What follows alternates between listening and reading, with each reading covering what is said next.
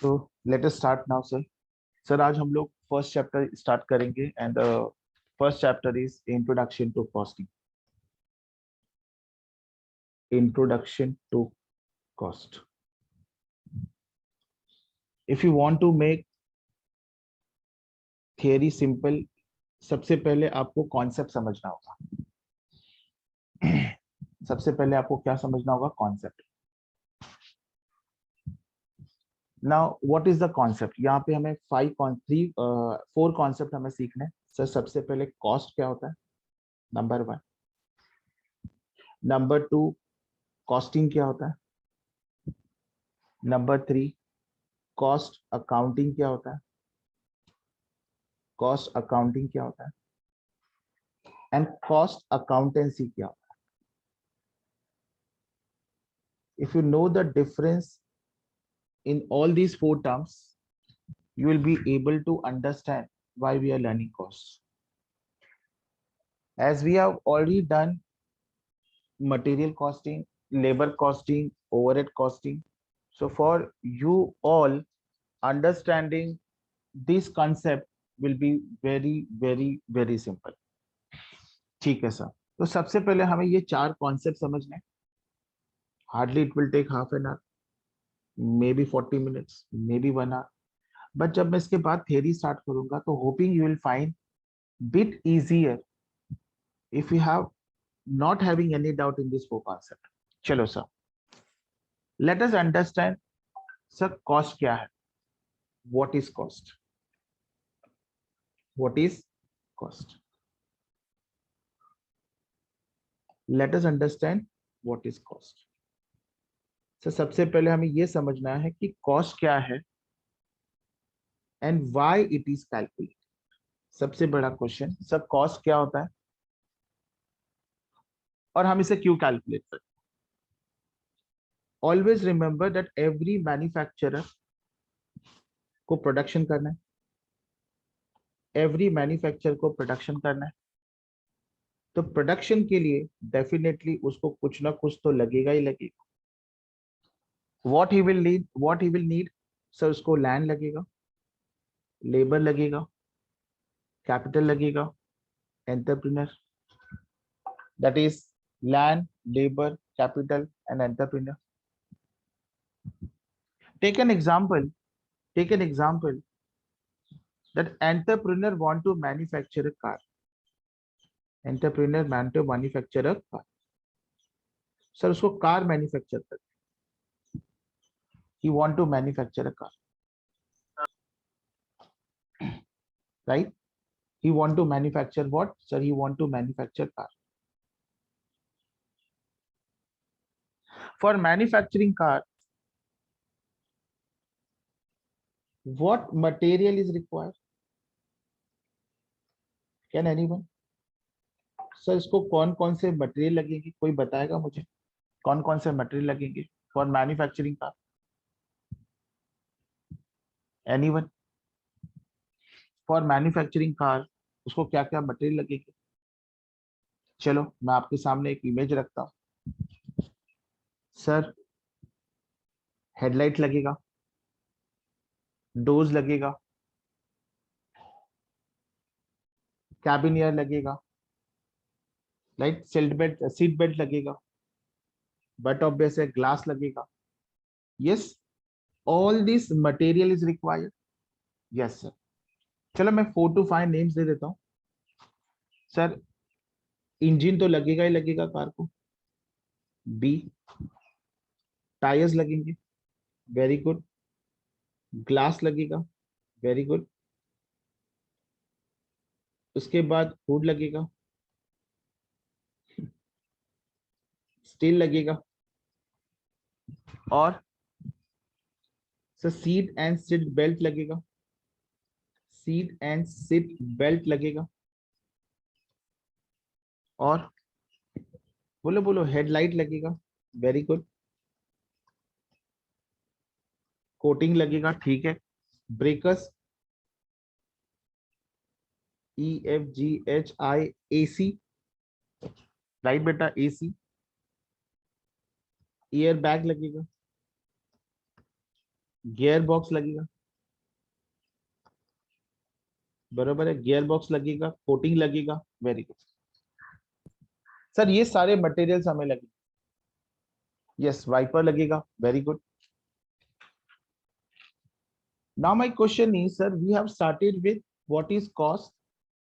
To understand cost, बस हो गया, इतना बस हो गया, हमें कार मैन्युफैक्चर नहीं करना है, we have to just to understand what, to understand what is cost, we are just taking in few examples. ठीक है सर। Production, why we are calculating cost, सबसे पहला क्वेश्चन ये है, ये फाइंड करना पड़ेगा। As we all know, all manufacturer want to do production, so he need land, labor, capital, entrepreneur. To manufacture a car, he need all these material. अगर ये सारे मटेरियल आ जाते हैं तो डेफिनेटली हम क्या मैन्युफैक्चर कर सकते हैं, कार मैन्युफैक्चर कर सकते हैं, यस और नो। अभी मुझे बताओ, क्या ये सारे कार को मैन्युफैक्चर कर सकते हैं? अभी क्या ये सारे पार्ट्स का कुछ ना कुछ तो कॉस्ट होगा ही होगा, यस, बरोबर है बेटा, yes.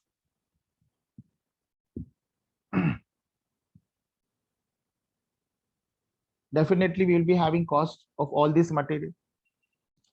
If we add all these costs, मुझे क्या मिलेगा, मुझे मिलेगा cost of producing car. Sir, एक कार बनाने के लिए मुझे कितना कॉस्ट लगेगा? मैंने जस्ट कुछ एग्जांपल लिए हुए हैं, बट एज ऑफ नाउ मैं मान के चलता हूँ बस इतना ही मटेरियल लगेगा कार बनाने के लिए। जब ये पूरे मटेरियल को ऐड करूंगा तो डेफिनेटली कार बनेगा। अभी कार में कितना खर्चा आया, कितना कॉस्ट लगा, मुझे कॉस्ट मिलेगा, and that cost is called as cost of producing car. Now my first question is, sir why we are calculating cost of producing car? We are finding cost of producing car because we want to fix the selling price. Sir हमें क्या fix करना है? Selling price fix करना है। Sir only for finding, purpose of finding cost is to fix selling price? Answer is no. No, answer is no. Beta, fixing selling price is a last object. Is a last object. बेटा cost find करने का कुछ objectives होता है, listen very carefully, कुछ goals होते हैं। We are having some objectives, we are having some goal. And what are the objectives and what are the goals? There are, जैसे कि फॉर एग्जाम्पल सर, अगर मुझे पता चला कि मेरे कार प्रोड्यूस करने का खर्चा इतना है, एक फॉर एग्जाम्पल कोई भी एक अमाउंट है 4 lakh rupees, after knowing the cost of car, my first objective will be, sir मैं अपने कॉस्ट को इंप्रूव कर सकता हूं, टू इंप्रूव द कॉस्ट। दूसरा ऑब्जेक्टिव हो सकता है कि सर मुझे कॉस्ट को रिड्यूस करना पड़ेगा, जितना कॉस्ट रिड्यूस होगा उतना हम लोग मार्केट में जो सेलिंग प्राइस रखेंगे, फिक्स करेंगे, तो हम लोग कॉम्पिटिटर्स को कॉम्पीट कर सकते हैं। Third objective will be, sir our main object will be to control the cost, control cost. Main object of finding cost, sir why we calculate cost? Sir cost हमें समझ में आ गया। सर कॉस्ट का मतलब engine, tyre, glass, food, steel, seat, headlight, breaker, AC, airbag, gearbox, ये सारे material रखते हैं टू मैन्युफैक्चर द। मैंने इसमें लेबर नहीं लिया, मैंने इसमें ओवरहेड नहीं लिया, चलो वो भी ले लेता हूँ। ये सारे आइटम ऐड करने के बाद कार बनेगा। For manufacturing car we have incurred certain cost. This cost is called as cost of producing car. Question comes, why we find the cost? What are the objectives and goal of finding the cost? The find the purpose, goal or objectives of finding the cost is so that in future हम cost को improve कर पाए, cost को control कर पाए, cost को कोशिश करें हम reduce कर पाए। बेटा it matters a lot, it matters a lot if you work on cost. And sir ये तीनों के तीनों ऑब्जेक्टिव्स हम तब कर सकते हैं when you know the cost. जब आपको कॉस्ट पता है तो ही आप कॉस्ट को इंप्रूव कर पाओ, तो ही आप कॉस्ट को रिड्यूस कर पाएंगे और तो ही आप कॉस्ट को कंट्रोल कर पाएंगे। Now how these things are done that we are going to learn in this coming lecture. आने वाले लेक्चर्स में हम लोग पढ़ेंगे। ठीक है, ठीक है सर। सर हमें कॉस्ट समझ में आ गया, आपके बातों से हमें ये समझ में आया for producing any particular product we need to incur some expenses in form of material, in form of labor, in form of overhead। सबको प्लस करो मुझे कॉस्ट मिलेगा। फिर आपने बोला सर हम लोग का ऑब्जेक्टिव क्या होता है कॉस्ट को फाइंड करना। एक ही होता है कि इन फ्यूचर हम उस कॉस्ट को इंप्रूव कर पाए, उस कॉस्ट को हम लोग रिड्यूस कर पाए, उस कॉस्ट को हम लोग कंट्रोल कर पाए, कंट्रोल कर पाना। How this will be done, this will be done only when we know the cost. ठीक है सर, ये समझ में आ। So we have understood cost. Sir कोई भी प्रोडक्ट को बनाने के लिए जो भी खर्चा लगता है उसको कॉस्ट को। ठीक है, yes sir. So as of now I am done with this cost. Now what is costing? Sir costing का मतलब क्या होता है? What is costing? Second question है सर कॉस्टिंग का मतलब क्या है?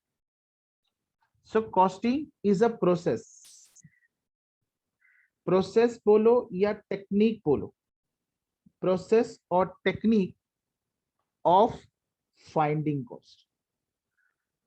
बेटा आपने कॉस्ट फाइंड आउट किया, सर मैंने क्या मेथड अप्लाई किया, मटेरियल, लेबर, ओवरहेड तीनों को ऐड करो कॉस्ट मिलेगी। बट सर कॉस्ट फाइंड करने का भी मेथड होता है, method you can say process, techniques, method. सबसे पहले आगे जाने से पहले मैं डिफाइन करूंगा sir cost means what. Sir cost means amount of expenditure, amount of expenditure incurred, amount of expenditure incurred to a specific, a specified product oblique articles oblique activity। Sir कोई भी एक्सपेंडिचर अगर आप incur करते हो किसी specified product या specific product article और activity से रिलेटेड, उसे हम लोग क्या बोलते हैं? Cost. We called it as a cost. ठीक है, ठीक है सर। जैसे मैंने बोला कि कॉस्टिंग के क्या होता है सर, कॉस्टिंग के मेथड होता है, कॉस्टिंग ये एक प्रोसेस है सर, कॉस्टिंग ये टेक्निक्स है। क्या करने का? फाइंड करने का। क्या फाइंड करने का? कॉस्ट फाइंड करने, कॉस्ट फाइंड करने। ठीक है सर, वो कौन सी टेक्निक है, वो कौन से मेथड है? टेक्निक बोलो, प्रोसेस बोलो, मेथड बोलो, can you tell me what are the methods? Sir आने वाले क्लासेस में आप लोग ये सारी बातें पढ़ो। There are n number of method, n number of method. मैं काम करता हूँ उसको इस तरह से लिखता हूँ, इट विल बी बेटर। मैं बात कर रहा हूँ मेथड की, मैं कॉस्ट की बात नहीं कर रहा हूँ। सर वो कौन से मेथड है, टेक्निक्स है, प्रोसेस है जिसके बेसिस पे आप कॉस्टिंग करते हो? Sir job costing, this is a method. Unit costing method है। Process costing, process costing. Contract costing, contract costing. Batch costing, service costing which is also called as operating cost, operating cost. ये अलग अलग method है, इसके और भी है, etcetera करके दे देता हूं मैं। ये सब मेथड होते हैं sir. When we apply this method for finding cost is called as a costing. मैं रिपीट करता हूं सर, कॉस्ट का मतलब सर हमें समझ में आ गया, मटेरियल, लेबर, ओवरहेड प्लस करो कॉस्ट भी। अभी कॉस्ट फाइंड करने के लिए जो मेथड होता है, टेक्निक होता है जो फॉलो करते हैं for finding the cost is called as a costing. और कॉस्टिंग के भी वेरियस मेथड मैंने आपको यहाँ पे नोट डाउन करा दिए। Job costing, unit costing, process costing, contract costing, batch costing, service costing and etcetera. These are various methods what we are following to find out the cost। बेटा आने वाले cost 2 में, कॉस्ट 3 में ये सारे एक एक टॉपिक करके आप पढ़ोगे। Process costing, batch costing, service costing and all this everything you are going to learn in the coming lecture in detail. ठीक है सर। तो सर कॉस्टिंग समझ में आ गया, कॉस्ट समझ में आ गया, ठीक है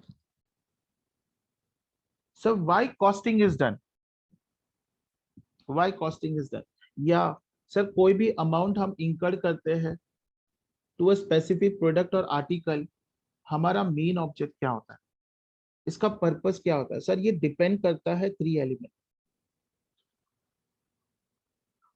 कॉस्ट ऑब्जेक्ट क्या है, कॉस्ट यूनिट क्या है, because this is going to come. ये जो टर्म है ना वो थियरी में यूज होगा। And if you know this term properly then you will understand the paragraph which is being written in the theory। cost unit क्या होता है and cost driver क्या होता है। now before going ahead with cost accounting, first understand what is cost object, what is cost unit and what is cost driver। Sir मैंने example जब लिया था कॉस्ट फाइंड करने के लिए, मैंने एग्जाम्पल लिया था car. So here what is my cost objectives, what is my cost object? Sir मेरा कॉस्ट ऑब्जेक्ट है कार। सर मैं कॉस्ट फाइंड आउट कर रहा हूँ किसका? कार का, कार का, कार का। सो यहाँ पे कार क्या है? कॉस्ट ऑब्जेक्ट है, where we have to find what? Cost of car. तो for finding out any cost you should know what is your cost object, number 1। ठीक है। what about cost unit, what do you mean by cost unit? Sir cost unit क्या होता है? Sir cost unit को अगर मैं simple word में define करूं, for producing car, for producing car we need various item,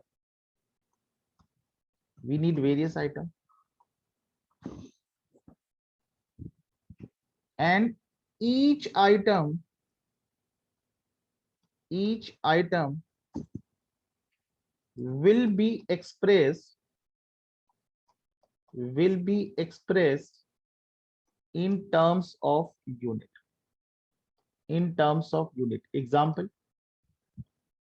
example sir car को 2 mirror लगेंगे, 2 मिरर, सर मिरर लगेंगे, right. What is my cost unit? 2 mirror. 4 tyres लगेंगे, are you getting बेटा? 4 tyres लगेंगे। In short sir number of glasses कितने लगे car को manufacture करने? कितनी लेंथ ऑफ वायर लगेगी, कितनी लेंथ ऑफ वायर्स लगी कार को मैन्युफैक्चर करने के लिए? यहाँ पे जो बात हो रही है वो बात हो रही है केजी, यूनिट्स एक्सेट्रा। तो अगर मुझे कॉस्ट यूनिट को अंडरस्टैंड करना है तो कॉस्ट यूनिट का मतलब होता है for producing the car we need various item and each items are expressed in terms of unit। जैसे कि सर अगर 1 किलोमीटर कार को ड्राइव करना है तो कितना लीटर पेट्रोल लगेगा, अगर कार की सर्विसिंग करनी है तो कितना ऑयल लगेगा। Here generally units are defined in terms of kg, units, liter etc। जैसे कि फॉर एग्जांपल पेट्रोल पंप पे जाते हैं हम लोग, 2 लीटर पेट्रोल डालना। What is 2 litre? 2 लीटर क्या है? Cost unit. 2 litre is cost. Sir मुझे 10 चॉकलेट चाहिए। 10 चॉकलेट्स क्या है? 10 चॉकलेट्स आर यूनिट्स। ठीक है सर। सर आपने बोला for finding out cost we should know 3 things, कि मेरा कॉस्ट ऑब्जेक्ट क्या है, मुझे किसका कॉस्ट फाइंड करना है। नंबर 2, कॉस्ट यूनिट्स क्या है? Units means item required to manufacture the car, and these each items are expressed in terms of unit. Unit means it can be gram, it may be kg, it may be liter, it can be numbers. Numbers means 4 tires, 2 mirror, window mirror. What is cost driver? What is cost driver? So cost driver क्या होता है? Sir, cost driver, cost driver thing which drive the cost. Drive the cost. एक class में मैंने बच्चे को पूछा कि कॉस्ट ड्राइवर का मतलब क्या? What funny answer he has given, sir that वो पर्सन जो कॉस्ट को ड्राइव करता है। नहीं नहीं, it's not a person, it's a thing. It's a thing. मैंने कार ड्राइवर नहीं पूछा, मैंने कॉस्ट ड्राइवर पूछा। सर कॉस्ट ड्राइवर वो ड्राइवर होते हैं which drive the cost. Drive the cost means which either increase oblique decrease the cost. Okay okay okay okay okay sir, मतलब ऐसे थिंग एक्टिविटी ड्राइवर्स जो आपकी कॉस्ट को increase करता है या डिक्रीज करता है, उसको हम कॉस्ट ड्राइवर बोलते हैं। Sir can you give the example? Definitely.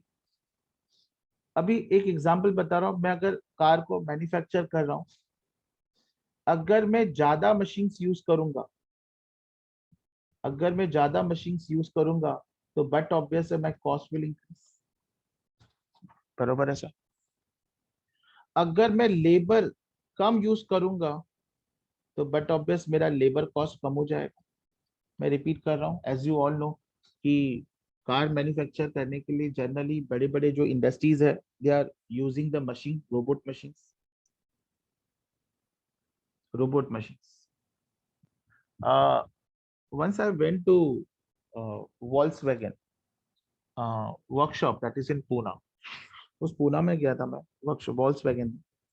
तो वहां पे सारे जो कार मैन्युफैक्चरिंग, माय रिलेटिव मतलब वहां पे है, वहाँ is working in that Volkswagen. So I requested him for if I get a chance to visit there, so he took me there. तो वहाँ पे you won't believe, एक कार मैन्युफैक्चर करने के लिए through robotic machine it is taking hardly not more than 5 minutes, पूरा car ready हो जाता है। एंड सारे काम रोबोटिक मशीन का है। रोबोटिक मशीन करता है जहाँ पे लेबर कम होते हैं और मशीन ज्यादा। सो अगर आप मशीन्स का यूज ज्यादा करोगे, तो बट ऑब्वियस है आपका कॉस्ट ज्यादा बढ़ेगा।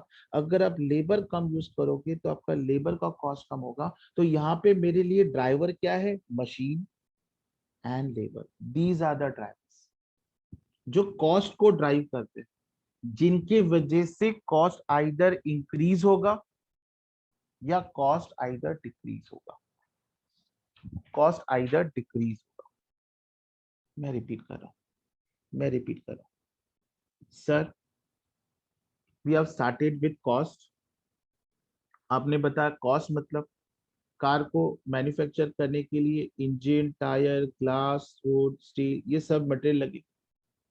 सब मटेरियल लगे, बट ऑब्वियस है कुछ ना कुछ तो खर्चा हुआ रहेगा in form of material, labour, overhead, सबको प्लस करो। तो मैंने एक कार मैन्युफैक्चर करने के लिए कितना पैसा स्पेंड किया, इंकर्ड किया, उस अमाउंट को हम लोग बोलेंगे कॉस्ट ऑफ वन कार। ठीक है sir. Sir but why you have find it the cost? Cost find करने से आपको क्या मिला? सर कॉस्ट फाइंड करने का सिर्फ main purpose selling price fix करना नहीं होता है। जैसे कि फॉर एग्जाम्पल आपने कार मैन्युफैक्चर की और आपने कार की प्राइस, सेलिंग प्राइस 10 लाख रख दी, क्योंकि आपका कॉस्ट 8 लाख है।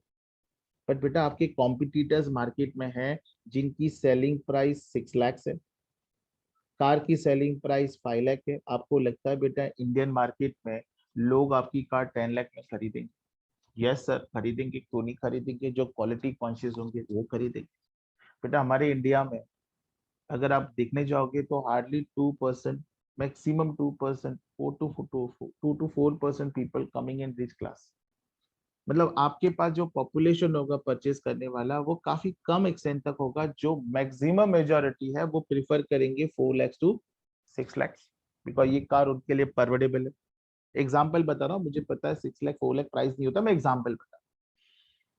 सर आपको आपका मेन ऑब्जेक्ट है, आपको पूरे पूरे ऑल कस्टमर्स को कैरी करना है, टारगेट करना है, भले वो 2% 4% में हो या पूरे 100% कैटेगरी में आते हो, आपको सारे कॉमन कस्टमर को टारगेट करना है। तो आपको सबसे पहले आपकी सेलिंग प्राइस को मिनिमम करना पड़ेगा। मिनिमाइज करने के लिए आपको पहले कॉस्ट को इम्प्रूव करना पड़ेगा, कॉस्ट को रिड्यूस करना पड़ेगा, कॉस्ट को कंट्रोल करना पड़ेगा। अभी बच्चे बोलते रहेंगे सर रिडक्शन और कंट्रोल तो एक ही टर्म है, नहीं दोनों टर्म अलग अलग है, दोनों टर्म अलग अलग।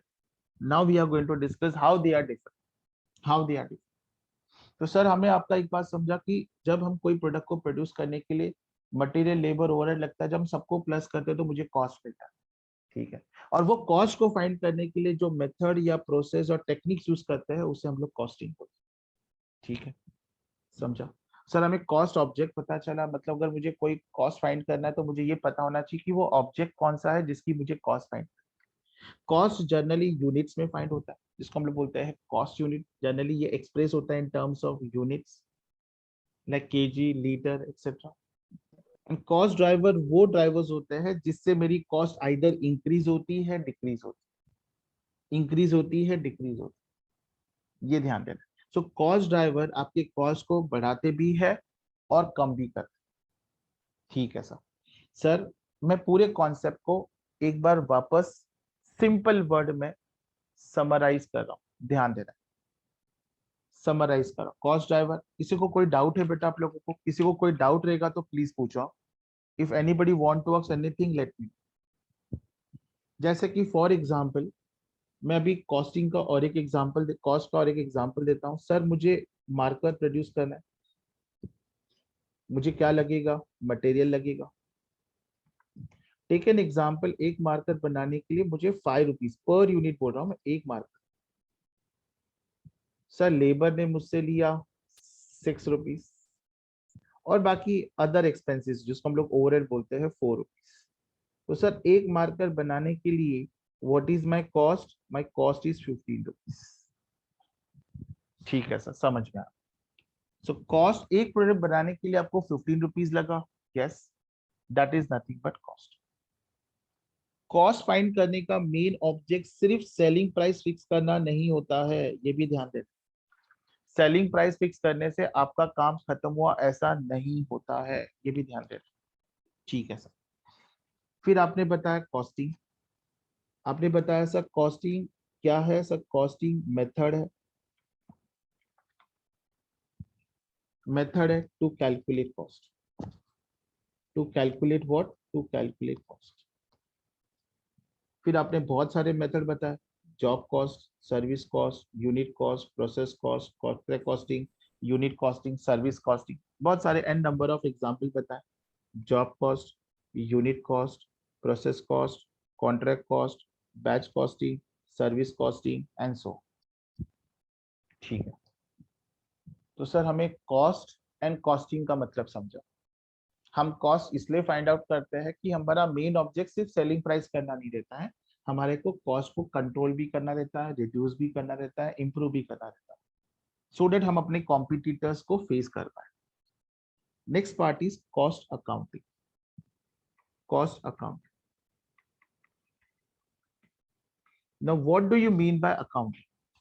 कॉस्ट अकाउंटिंग वो मेथड होते हैं, method, method to record transactions. This method you'll be having in your TY syllabus most probably, I feel should be in most probably in your TY syllabus. Sir इसके दो method होते हैं, एक होता है इंटीग्रेटेड अकाउंट्स, और दूसरा होता है non integrated accounts. This is right now in TY syllabus. Costing में जो टीवाई बैफ के बच्चे हैं वो जनरली ये दोनों मेथड अपने सिलेबस में पढ़ते, दोनों मेथड। तो कॉस्ट अकाउंटिंग का मतलब क्या था, देखो यहाँ पे आ गया अकाउंटिंग। सर अकाउंटिंग मतलब सर क्या अभी कॉस्टिंग में डेबिट क्रेडिट होगा, क्या जर्नल एंट्रीज बनेगी, क्या लेजर अकाउंट पढ़ेंगे? हाँ बेटा हाँ, ये सारी चीजें होती। और ये सारी चीजें कहाँ पे होती? Integrated accounts and non integrated accounts. तो कॉस्टिंग में डेबिट क्रेडिट भी होता है, कॉस्टिंग में जर्नल एंट्री भी पास होती है, कॉस्टिंग में लेजर भी होता है। तो सर कॉस्ट अकाउंटिंग ऐसा मेथड है जहां पे हम लोग ट्रांजेक्शन को रिकॉर्ड करते हैं। और ट्रांजेक्शन को रिकॉर्ड करने के लिए मेरे पास दो मेथड है, integrated accounts and non integrated accounts. अब ये मत पूछना कि सर इंटीग्रेटेड और नॉन इंटीग्रेटेड में क्या डिफरेंस। सर दोनों में डिफरेंस है। इंटीग्रेटेड में हम लोग कॉस्ट और फाइनेंशियल रिकॉर्ड सेपरेटली बनाते, कॉस्ट एंड फाइनेंशियल अकाउंट्स के जो रिकॉर्ड्स होते हैं वो सब अकाउंटिंग जो होती है वो सेपरेटली करते हैं। अकाउंटिंग जो होती है वो सेपरेट होती है। This is not in your syllabus but as of only for knowledge I am saying, यहाँ पे कॉस्ट एंड फाइनेंशियल अकाउंट्स की जो अकाउंटिंग होती है वो कंबाइन होती है।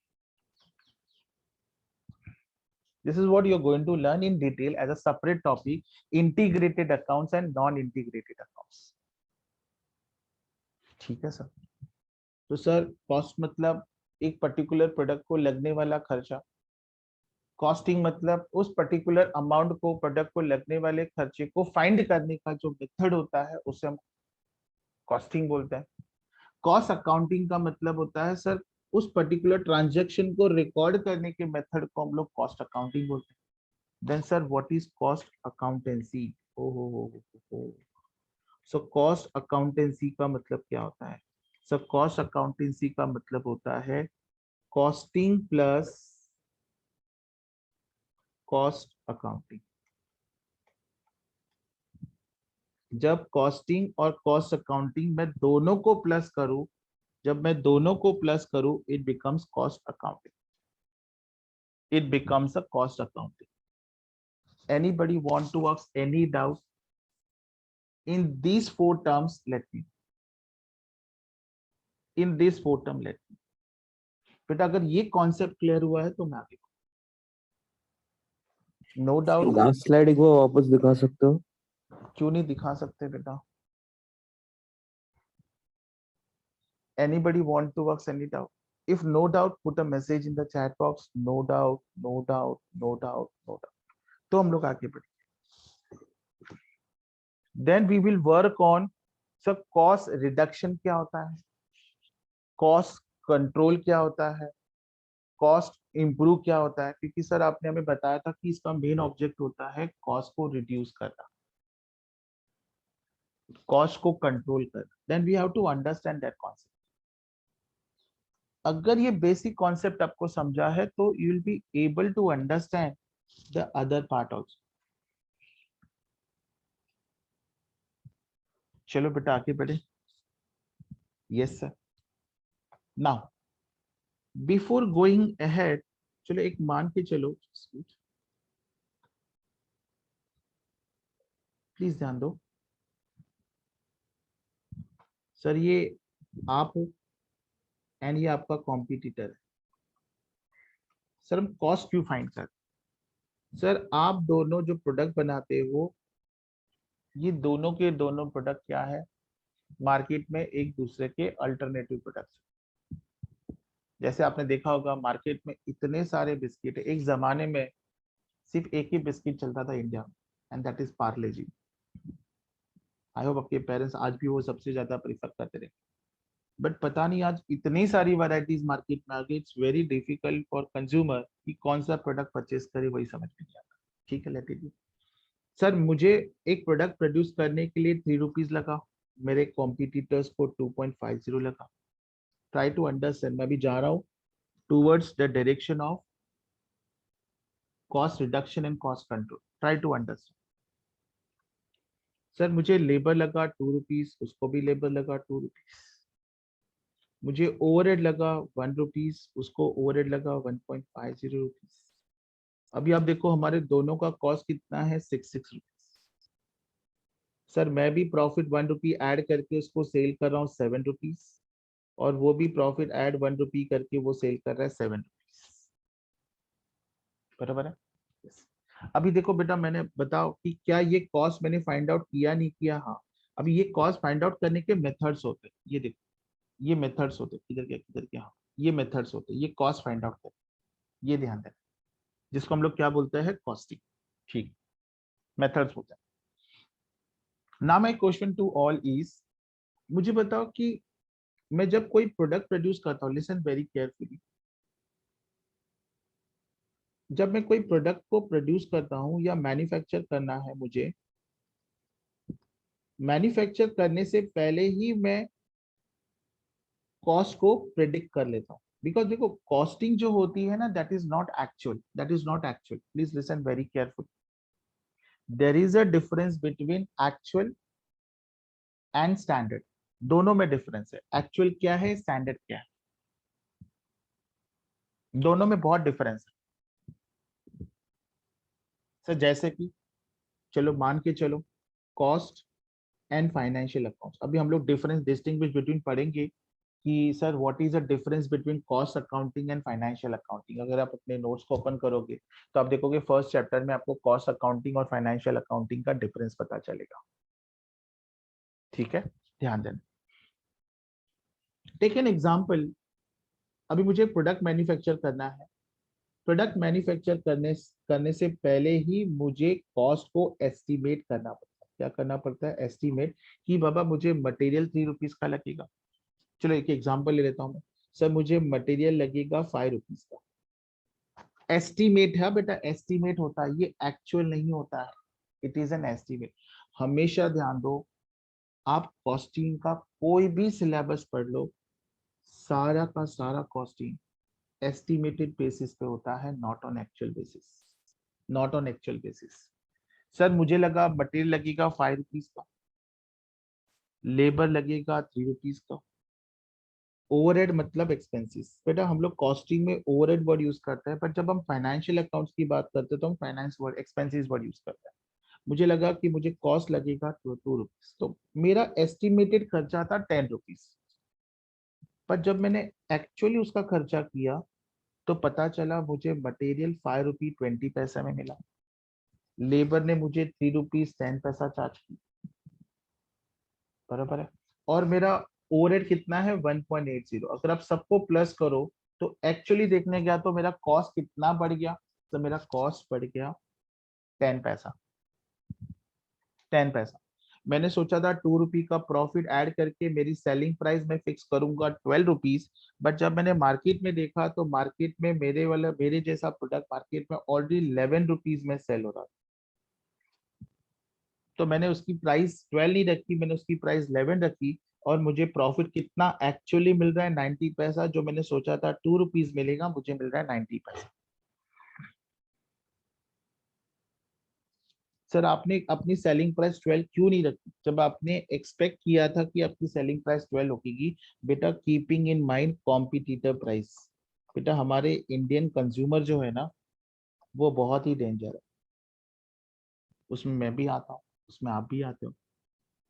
अगर आप उनको ज्यादा प्राइस बोलोगे तो they will go to the competitors, but अगर आप उनको कम प्राइस बोलोगे तो वो सोचेंगे कि आप जो प्रोडक्ट उनको ऑफर कर रहे हो वो प्रोडक्ट पक्का पक्का गड़बड़ वाला प्रोडक्ट है, क्वालिटी कहीं ना कहीं कॉम्प्रोमाइज है। इसके लिए आप देखो मैक्सिमम प्रोडक्ट जो मार्केट में अवेलेबल होते हैं, कॉम्पिटिटर्स के प्रोडक्ट, सारे प्रोडक्ट के ऑलमोस्ट प्राइस सेम होता है। आप बिस्किट की प्राइस देखो, 5 5 5 5 5, 10 10 10 10 10, 15 15 15 15 20 20 20 20। ऐसा कभी नहीं मिलेगा कि एक बिस्किट 10 में मिल रहा है दूसरा 12 है।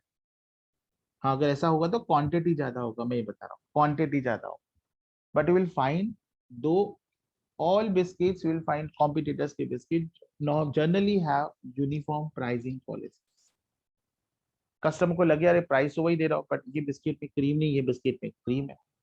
वो बिस्किट तो नॉर्मल है, इसमें बादाम है, काजू है। एक एग्जाम्पल बता रहा हूँ मैं, चॉकलेट है। Are you getting? ये ध्यान दे। Now my question comes is, sir मैंने खर्चा किया, करना था 5 rupees. Listen very carefully now. मैं ना एक काम करता हूँ, इस एग्जाम्पल को वापस नेक्स्ट पेज पे लिखता हूँ कॉपी करके। सर ये कॉस्ट है, ये फाइनेंशियल अकाउंट्स है। मटेरियल, लेबर, ओवरहेड, सब 5, 3, 2, 10, just wait, 5.2, 3.10 and 1.80, ऐसा करके आपको 10.10। मुझे बताओ आपने एस्टिमेट कितना किया था? यू पीपल हैव एस्टिमेटेड कि सर मेरा खर्चा 5 रुपीज लगेगा, एक्चुअली लगा कितना? 5.20। बरोबर है, 5.20। आपका पहला काम रहेगा कि ये जो एक्स्ट्रा अमाउंट हमने स्पेंड किया 20 पैसे, उसको अभी हमें रिड्यूस करना है 5 रुपीज तक। मैं बात कर रहा हूँ कॉस्ट रिडक्शन, मैं बात कर रहा हूँ कॉस्ट रिडक्शन। कॉस्ट बढ़ने का रीजन क्या है?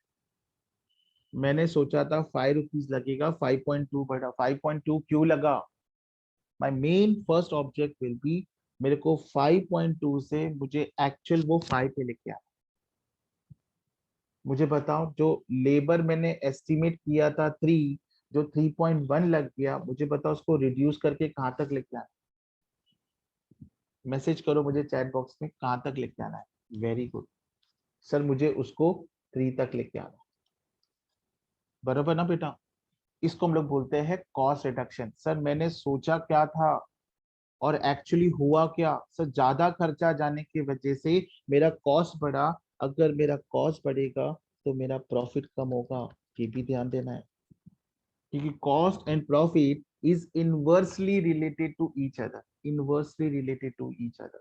Now my question to all, मेरा कॉस्ट था 2 रुपीज, सर वो कम हो गया, मेरा मेन ऑब्जेक्ट क्या रहेगा? उसको कहाँ तक लेके आना है? अरे बोलो कहाँ तक लेके आना है? एक भी रिप्लाई नहीं। सेम ही रखेंगे। सेम ही रखेंगे आप? मेरे को समझ ही नहीं आ रहा 2 रुपीज क्यों कर रहे हो आप लोग यार, हद हो गया। आपका मेन ऑब्जेक्ट कॉस्ट रिडक्शन जब है, तो why you want to bring 1.8 to 2? अब मजाक करते हो? अकाउंटेंस, अकाउंटिंग एंड फाइनेंस के बच्चे हो या पता नहीं अभी क्या आर्ट्स एंड साइंस के बच्चे हो? ये बच्चा मुझे अगर साइंस वाला रिप्लाई करेगा तो मैं समझ सकता हूँ। इसका मतलब सर हम बात को समझने की कोशिश ही नहीं कर रहे हैं। सर हम उसको सेम रखेंगे। I got only hardly reply 1.80 का। हम लोग बोलेंगे सर हमारे ऑलरेडी कंट्रोल में है। तो मुझे बताओ, 5.2 से 5 पे लेके आना, 3.1 से लेके 3 पे लेके आना, सर यहाँ पे 9.80 हो गया। सर इस प्रोसेस को हम लोग बोलते हैं कॉस्ट रिडक्शन। बात समझा या नहीं समझा? इस प्रोसेस को हम लोग बोलते हैं कॉस्ट रिडक्शन। नाउ नाउ अभी हम बात कर रहे हैं कॉस्ट कंट्रोल की। अभी हम बात हाँ वो 9 ही है, वो 9 9। अभी हम बात करेंगे कॉस्ट कंट्रोल। सर हमने मटेरियल कॉस्टिंग चैप्टर पढ़ा था। मटेरियल कॉस्टिंग में हमने ईओक्यू का कंसेप्ट पढ़ा था। ईओक्यू के कंसेप्ट में हम लोग क्या करते थे? हम लोगों ने ना कोटेशन दे दिए थे बहुत सारे सप्लायर को, जिनको हमने बता के रखा था कि मुझे ना एक XYZ क्वालिटी का ही रॉ मटेरियल चाहिए। मैं मुंबई बेस्ड मैन्युफैक्चरर, मुझे एप्लीकेशन दिल्ली से आया, मुझे एप्लीकेशन पूना से आया, मुझे एप्लीकेशन नागपुर से आया, मुझे एप्लीकेशन गुजरात से आया। I hope you remember all these thing we have already done in material costing. Material costing, material costing, ठीक है। एक बच्चा बोलता है सर कल्याण को आपने लिया ही नहीं। तो उन्होंने रट के रखा हुआ है, रट के रखा हुआ, हर चीज रट के रखा हुआ। ठीक है सर, कल्याण ले लेते।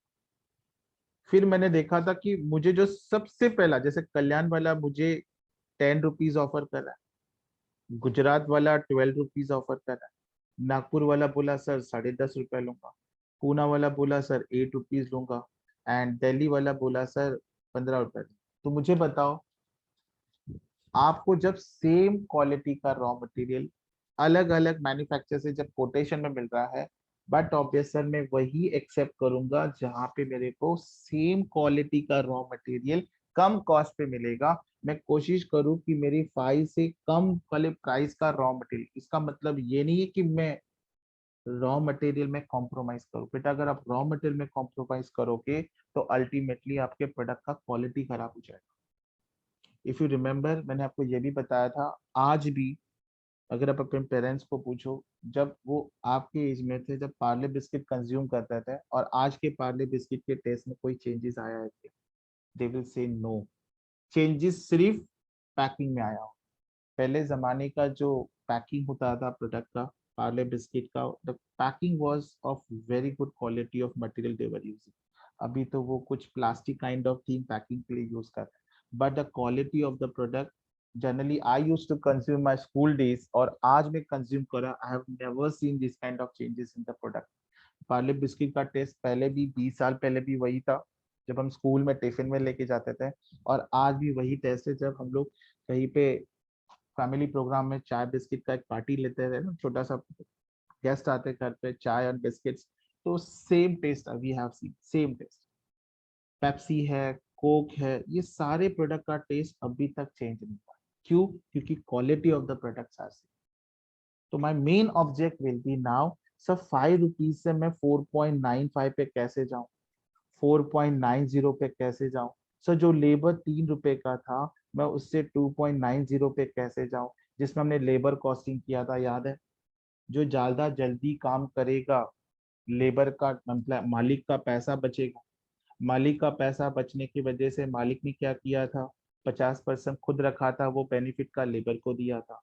हालसे, हालसे वेयर, रोवन, याद है बेटा आप लोगों को? यस। ये टेक्निक्स हम फॉलो करेंगे जिसमें हमारा लेबर का कॉस्ट भी कम हो जाए। जैसे अगर आपको याद है, वो 8 घंटा काम करेगा, 1 घंटे का उसको मैं अगर 10 रुपीज दे रहा हूँ तो 80 रुपीज करेगा। वही काम, एक काम करने के लिए मुझे 80 रुपए की लागत लगती है, बट वही काम उसने अगर 6 आवर्स में कर दिया 60 रुपीज में, तो बेटा आपका उसने 20 रुपीज का प्रॉफिट किया। डोंट थिंक अबाउट 20, बेटा लेबर के बारे में सब सीखो। एक बात हमेशा ध्यान देना है, मालिक की जो आइडेंटिटी होती है वो लेबर की वजह से होती है। ओनर आज Mukesh Ambani is coming under a richest person in India is not because he works for 24 hours. It is because of his employee who are with him. And Mukesh Ambani sir is taking very great care of his employee. बहुत सारे मेरे friend है जो रिलायंस में है, as a chartered accountant काम करता है। दे सेज कि दैट पर्सन, क्या बोले, इज रियली डायनामिक पर्सन। मतलब वो अपने एम्प्लॉय का इतना ज्यादा ध्यान देता है। वो उनको भी पता है, they since they are professional profession by as an accountant, they knows कि वो ध्यान हमारा नहीं दे रहा, खुद के लिए दे रहा है, क्योंकि उनको पता है कि अगर हम खुश है तो उसका कंपनी आगे चलेगा, उनका कंपनी आगे चलेगा। बट ऑफिस, तो यहाँ पे 20 रुपीज का फायदा होने से लेबर को 10 रुपया दिया और खुद ने 10 रुपया रखा। बेटा जस्ट इमेजिन करो, अगर 80 से 10 to 70 पे आ जाता है तो कुछ ना कुछ तो रिडक्शन, और ओवरहेड तो सेम होगा। तो हमारा कॉस्ट रिडक्शन के बाद, बेटा देखो मेरा पहला काम क्या पता है, cost reduction. After cost reduction, एक बार कॉस्ट रिडक्शन जहां पे एंड होता है, जहां पे कॉस्ट रिडक्शन एंड होता है, उसके बाद हमारा कॉस्ट कंट्रोलिंग स्टार्ट होता है। सर इसका मतलब आप ये बता रहे हो, पहले कॉस्ट रिडक्शन होता है और कॉस्ट रिडक्शन होने के बाद, once the cost reduction ends, cost control starts. कभी भी कॉस्ट कंट्रोल पहले नहीं होता है, कॉस्ट कंट्रोल कॉस्ट रिडक्शन के बाद होता है। और सर ये कैसे ले सकते हैं हम लोग? बट ऑब्वियस है sir, cost can be control by getting discount from the supplier, discount from the supplier. कभी कभी ऐसा होता है ना, हम लोग अनस्किल्ड एम्प्लॉय को स्किल्ड का पैसा देते हैं, स्किल्ड का पैसा देते हैं। और स्किल्ड स्किल्ड का पैसा देते हैं, तो हम लोग क्या करेंगे, अनस्किल्ड को अगर स्किल्ड का पैसा देंगे, जिसको वहां पे 100 रुपए देना था उसको आप 200 रुपए दे रहे हो, उसको 100 रुपए पर वापस कर दो, तो देखो बेटा लेबर कॉस्ट कम हो। कभी कभी आपका मशीनरी ब्रेक डाउन होता है क्योंकि आप रेगुलर रिपेयर्स एंड मेंटेनेंस नहीं करवाते हो, और ब्रेक डाउन होने की वजह से आपका मशीन का कॉस्ट बढ़ जाता है, तो ओवरहेड्स बढ़ जाएगा, तो वो ओवरहेड्स को कम करने के लिए आपको रेगुलर मेंटेनेंस करना। कभी कभी शॉर्टेज हो जाता है, हम लोग ने स्टॉक कौन सा लिया था, हम लोग लेवल ऑफ स्टॉक किया था, stock levels, maximum level, minimum level, average level, याद है डेंजर लेवल। अगर आप प्रॉपर स्टोरिंग करके नहीं रखोगे तो कंपनी में रॉ मटेरियल का शॉर्टेज होगा, रॉ मटेरियल का शॉर्टेज होगा तो लेबर को काम करने के लिए नहीं देगा, लेबर को तो पैसा देना है क्योंकि आप उसको पैसा टाइम के बेसिस पे देते हो, ओवरहेड बढ़ जाएगा, लेबर कॉस्ट बढ़ जाएगा, ये सारी बातें होगी। तो सबसे पहले हमें क्या करना है, हमें उसको पहले 5.2 से जब हम 5 पे लेके आते हैं तो we are talking about cost reduction, and once we after completing the object of cost reduction, then we will turn to the next part that is a cost controlling. Cost controlling पे आ जाए, anybody have any doubt? अगर यहाँ तक सबको समझा है तो हम लोग आगे बढ़ेंगे। यहाँ पे मैंने आप लोगों का जो मेजर कॉन्सेप्ट है कॉस्टिंग का वो खत्म कर दिया। So sir, we have done with cost, we have done with costing, we have done with cost accounting, and we have done with cost accountancy. Cost accountancy. So costing मतलब एक unit के लिए कितना कॉस्ट लगेगा, costing का मतलब वो cost find करने का मेथड, प्रोसेस, टेक्निक्स, बराबर है। कॉस्ट अकाउंटिंग मतलब sir method of recording cost, method of recording cost, recording transaction. और कॉस्ट अकाउंटिंग का मतलब costing plus cost accounting will gives me what, cost accountancy. Sir, just wait now, just give me 2 minutes.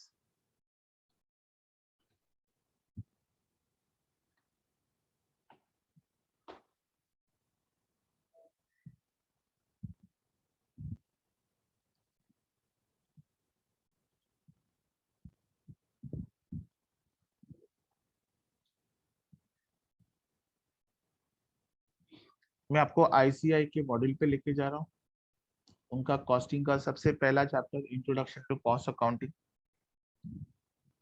Introduction to cost accounting. Sir, हमारा सबसे पहला major object क्या है, major object क्या होता है, object of cost accounting, please ध्यान दो सर, ध्यान देना।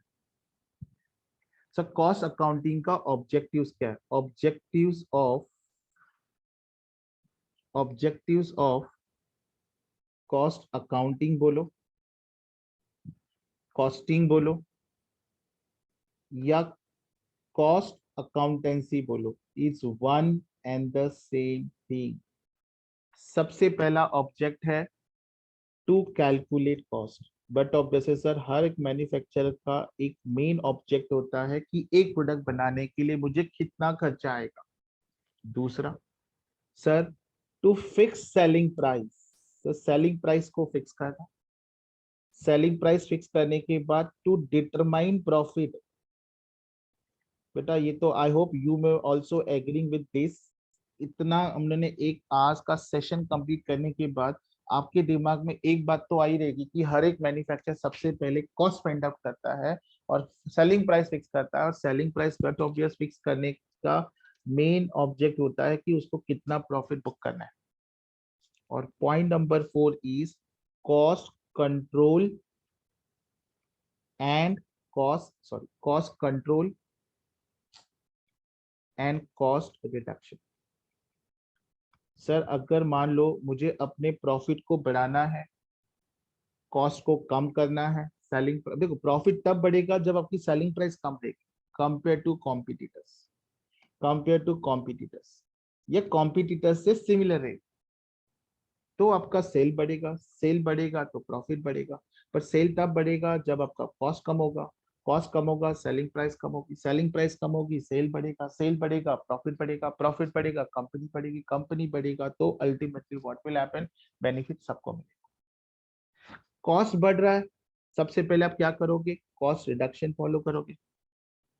सर कॉस्ट रिडक्शन का मतलब क्या होता है, सर कॉस्ट रिडक्शन का मतलब, हाँ बट ये भी ध्यान देना है, cost reduction should not be temporary in nature, temporary in nature. Sir जैसे कि एग्जांपल बताऊं मैं, जैसे हमारे नरेंद्र मोदी जी सर ने, जो हमारे इंडिया के प्राइम मिनिस्टर है, उन्होंने पेट्रोल का प्राइस कम कर दिया कुछ 5 रुपीज। मुझे बताओ ये 5 रुपी का रिडक्शन परमानेंट है या टेम्पररी? अरे बोलो। एक बच्चा बोलता है सर इलेक्शन आ रहा है, पॉसिबिलिटी है। एक बच्चा बोल रहा है परमानेंट है, टेम्पररी है पक्का। तो मुझे बताओ बेटा, रिडक्शन आपके हिसाब से टेम्पररी होना चाहिए या परमानेंट होना चाहिए? आप मैन्युफैक्चरर हो, हाँ सर परमानेंट होना चाहिए। अगर सर पेट्रोल का प्राइस हमेशा के लिए कम हो गया, जनता खुश हो जाएगी, जनता खुश हो जाएगी, गवर्नमेंट फिर से वापस आ जाएगी।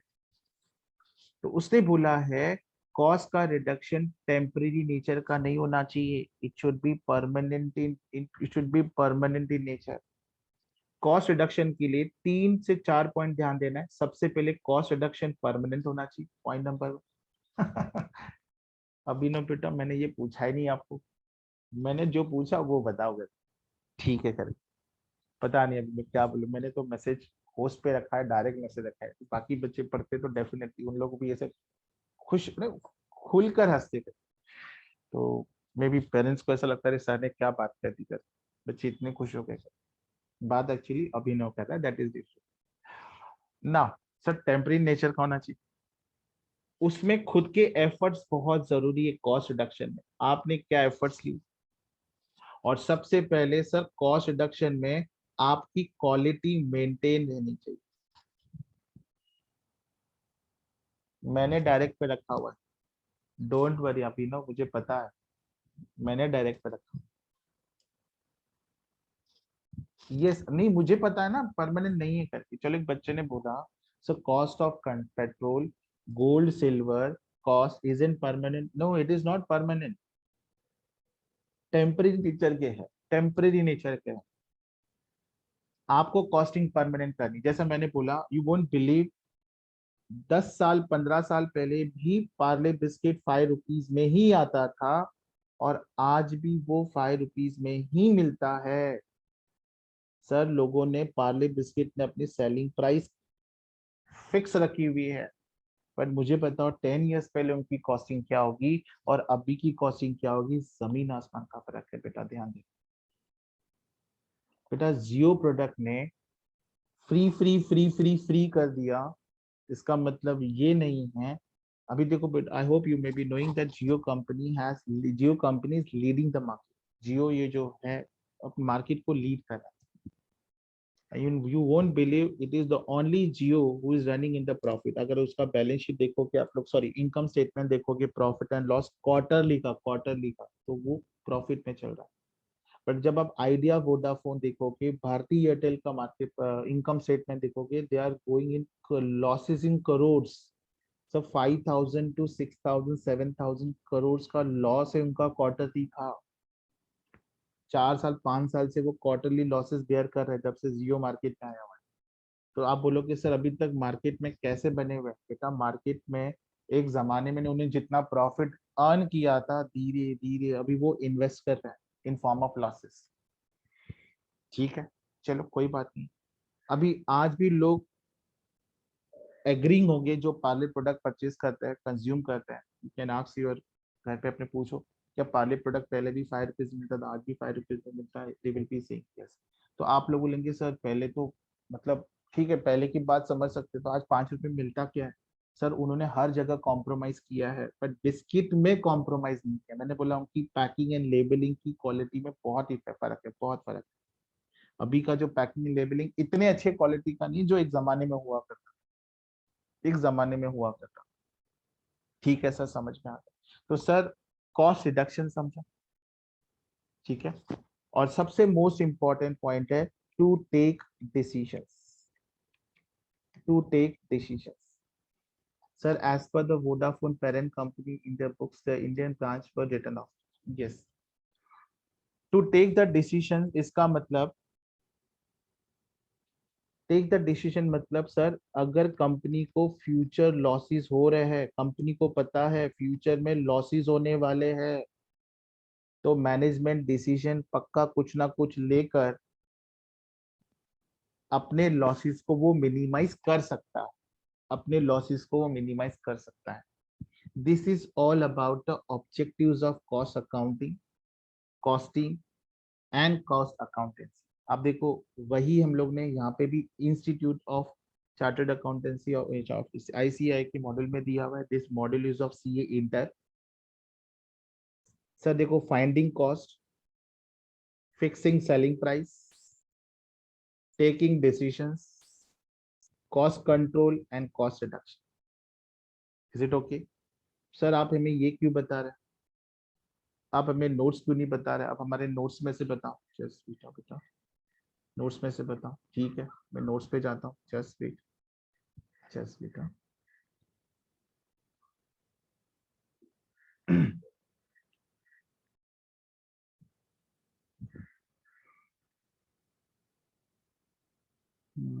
किधर गया, किधर गया, किधर गया?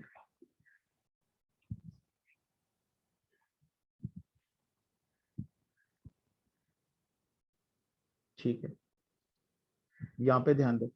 सर हम लोगों ने कॉस्ट पढ़ा, जब आप इस तीनों कंसेप्ट को अच्छे से पढ़ोगे तो आपको सारी थ्योरीज अच्छे से समझ में आएगी, ठीक है। ऑब्जेक्टिव्स क्या है? कॉस्ट को फाइंड करना, सेलिंग प्राइस को फिक्स करना, सेलिंग प्राइस को फिक्स करना, राइट। उसके बाद कॉस्ट कंट्रोलिंग करना, और बाकी आप लोग खुद कर लें। इजी है, it's not very difficult, it's not very difficult, ठीक है ना। Advantage, disadvantage, you will be doing on your own, you will be doing on your own. If you want to ask me anything, let me, or you want me to do or to explain advantages and disadvantages, बेटा हम लोग ने जो किया है वो सब यहाँ पे है, कुछ भी बाहर से नहीं। चलो सर एक बता दो आप हमें, आप बोल तो रहे हो। Advantage of cost accounting management. Sir management को अपना प्रॉफिट बढ़ाना है तो उन्हें क्या करना पड़ेगा? सबसे पहले अपने प्रोडक्ट का कॉस्ट फाइंड करना पड़ेगा। कॉस्ट फाइंड करेंगे तो ही तो मैनेजमेंट अपने प्रॉफिट को मतलब फिक्स कर सकता है। जैसे कि फॉर एग्जांपल, मटेरियल 5 रुपीज है, लेबर 3 रुपीज है, ओवरहेड 2 रुपीज है, total cost 10। Management want to earn 20% profit, so 10 का 20% 2 आएगा, then selling price will be 2। तो for fixing this profit 20% on cost, सबसे पहले मैनेजमेंट को कॉस्ट फाइंड आउट करना है। दूसरी बात, fixation selling price, the price of the product should be fixed and revised according to the cost। बेटा मैंने सोचा था कि 12 रुपीज सेलिंग प्राइस रखनी है, पर बाद में पता चला कि कॉम्पिटिटर अपने प्रोडक्ट को 11 रुपीज में बेच रहा है, तो मुझे तो बेटा 11 रुपीज रखना पड़ेगा। और ये 11 रुपीज अगर मैं रख रहा हूँ, तो मान लो अगर मेरा कॉस्ट 10.1 है और मेरा प्रॉफिट जहां पे मैंने एक्सपेक्ट किया था 2 रुपीज 90 पैसे हो रहा है, तो अब ये 90 पैसे को 2 रुपीज करने के लिए मुझे कॉस्ट पे दो प्रोसेस अप्लाई करना पड़ेगा, जिसका नाम है cost reduction and cost control. Cost control ध्यान देना है। देखो नीचे आ गया कॉस्ट कंट्रोल। कॉस्ट कंट्रोल क्या करता है? It allow management to check the wastage and increase the cost. It help in controlling and use effectively which lead to cost reduction and fair price fix करना है, जो government ने बोला है, जिसको हम लोग बोलते हैं MRP। सर इसका फायदा क्या है? मालिक को ज्यादा प्रॉफिट मिलेगा अगर कॉस्ट कम होगा तो। अगर मान लो अगर मालिक को ज्यादा प्रॉफिट हुआ तो वो लोगों को, शोल्डर्स को ज्यादा डिविडेंड देगा। सर प्राइस कम, अगर सेलिंग प्राइस कम होगा तो मार्केट में वो ज्यादा कस्टमर को टारगेट कर पाएगा। बेस्ट एग्जांपल जियो, दन दनादन। आपने देखा होगा जियो के आज जो सब्सक्राइबर है वो काफी ज्यादा है, just because the product which is offering is comparatively cost effective for all the buyers who are purchasing or using the Jio product in the market. Sir workers का क्या होगा? बट ऑब्वियस है sir, workers को efficiency पे evaluate करना पड़ेगा। जो काम नहीं करता है उसको लेबर वेजेस कम दो। अगर आपको याद होगा, डिफरेंशियल पीस रेट, जो काम कम करेगा 80% वेजेस दो, जो काम ज्यादा करेगा 120% दो। इवेल्युएट करो। याद है क्या? लेबर कॉस्टिंग, मैरिक का फॉर्मूला, गैन टास्क का फॉर्मूला। सर टास्क दो, टास्क दो, टास्क दो, जो अच्छा काम करेगा 120% मिलेगा। इवेल्युएट करो। Yes exactly. रिवार्ड दो लेबर को। मैं अपना हाल से बोलता था 50% दो। वेयर ने बोला मजाक कर रहा है 50%। मालिक के बारे में सोच, मालिक के बारे में सोच। मालिक के बारे में सोचेगा तो हमारे बारे में सोचेगा। तो उन्होंने 33 यानी आई मीन 1/3 अप्लाई। और रोवन उनका फ्रेंड था जो मजाक देख रहा था। वो बोल रहा था ये दोनों के दोनों पगले हैं, कुछ आता नहीं है इन लोगों को। और उन्होंने प्रपोर्शन को बेस लिया, प्रपोर्शन को बेस लिया। बेटा मुझे बताओ, क्या लेबर को प्रॉपर ट्रेनिंग दी जाएगी नहीं दी जाएगी? दी जाएगी डेफिनेटली। यस भाविश बेटा, you are 100% correct. But exam में ये फॉर्मूलाज याद होने चाहिए। And if you are done with this, then you will be able to remember all these concepts well. Now what? So this is what we have completed as a chapter 1. Now we will go with this is all you are going to study on your own. Now most important is cost accounting and financial accounting का difference क्या होता है? एक basic difference आप लोगों को on a very first day of lecture बताया क्या होगा? सर हम अकाउंट्स में ना इनकम के बारे में स्टडी करते हैं, एक्सपेंसेस के बारे में स्टडी करते हैं। We do accounting for assets and we do accounting for liabilities.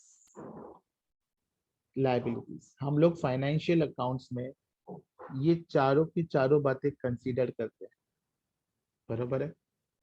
पर जब कॉस्ट अकाउंटिंग की बात आती है तो cost accounting focus only on overhead, not on asset, income, liability. मुझे बताओ, हम लोगों ने पूरे कॉस्टिंग के प्रैक्टिकल पार्ट चैप्टर कंप्लीट किए।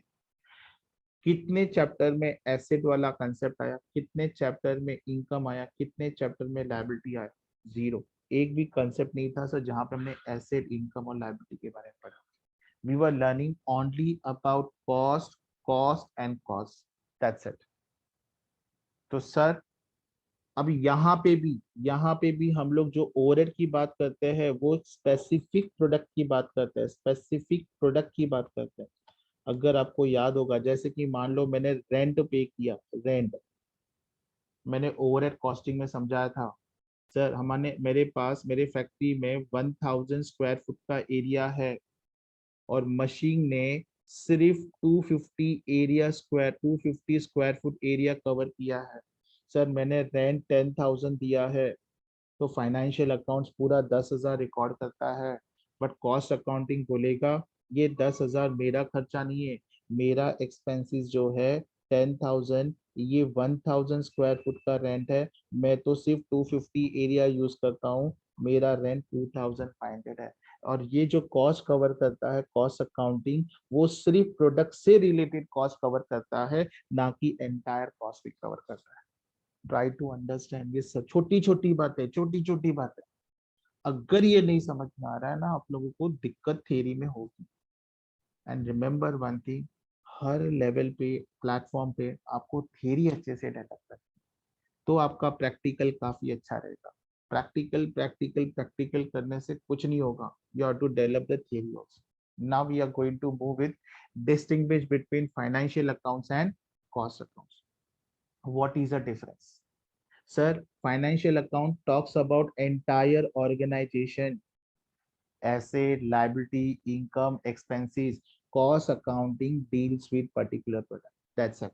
सर वो बोलता है एक ही प्रोडक्ट के बारे में बात करो कॉस्ट अकाउंटिंग, बाकी के बारे में मुझे मत बताओ।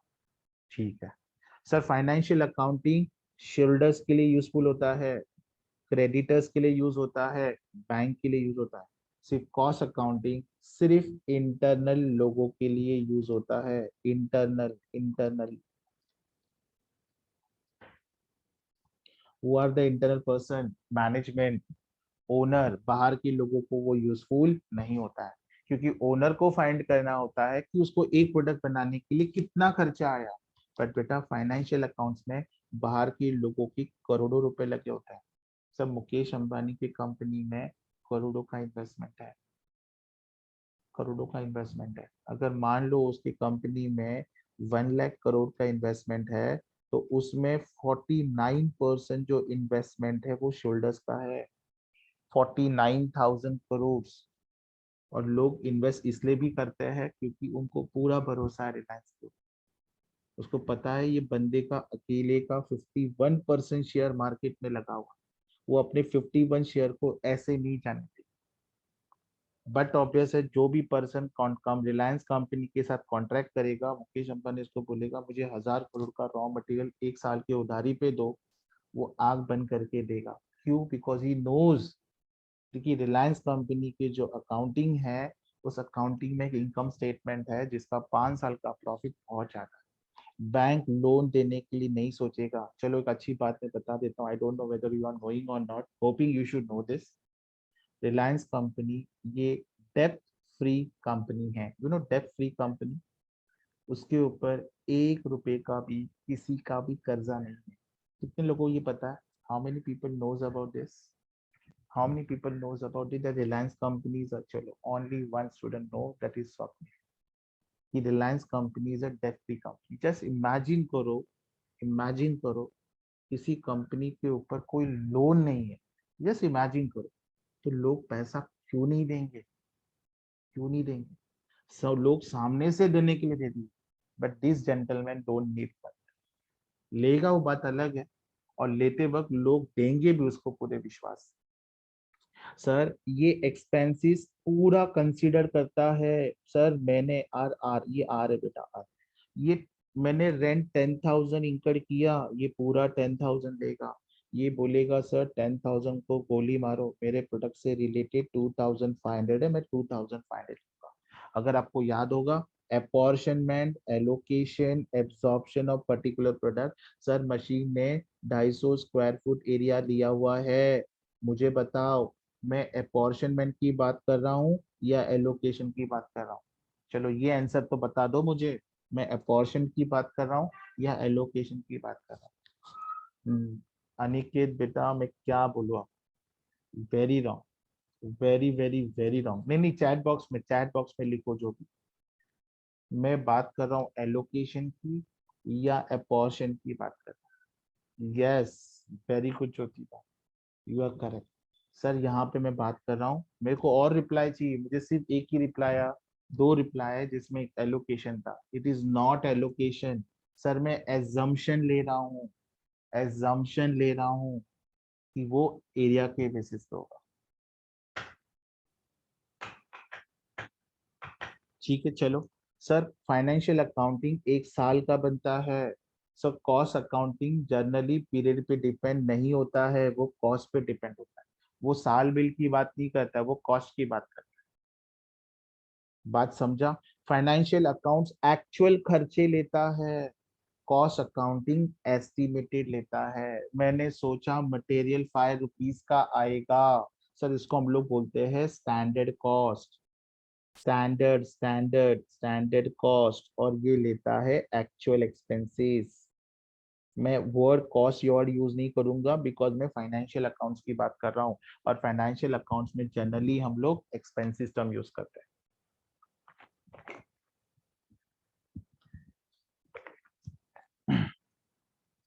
सर फाइनेंशियल अकाउंट्स में प्रॉफिट एंड लॉस अकाउंट बनता है, बैलेंस शीट बनता है, कॉस्टिंग में सिर्फ कॉस्ट स्टेटमेंट बनता है।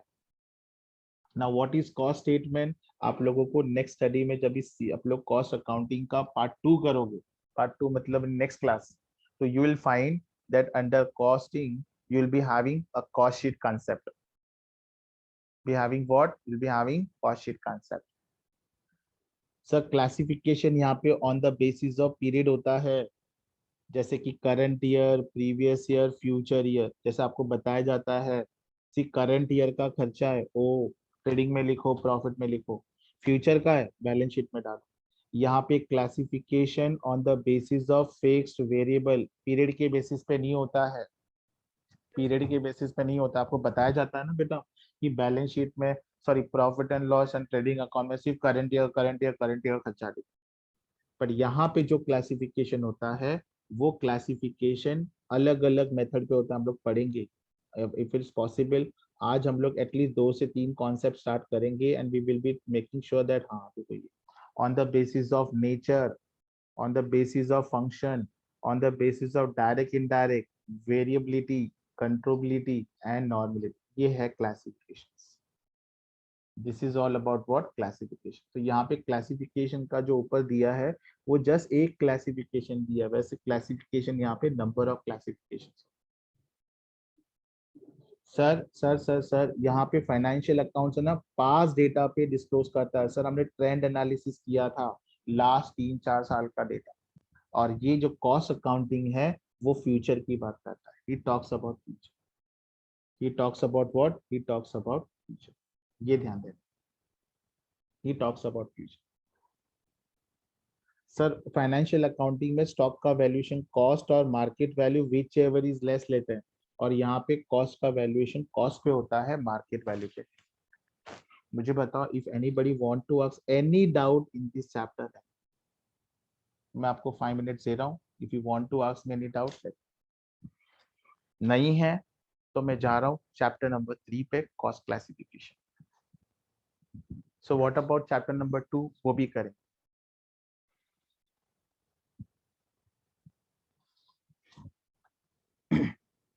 Yes, waiting for all.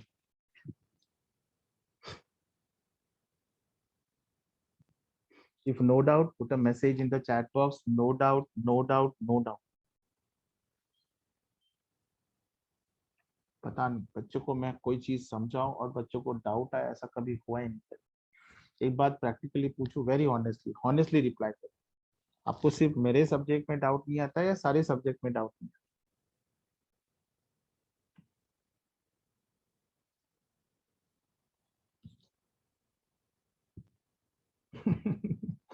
एक बच्चा बोलता है सर सारे सब्जेक्ट में डाउट नहीं आता। चलो, एक बच्चे ने बोला सर कभी कभी डाउट आता है, तो कभी कभी आता है, ठीक।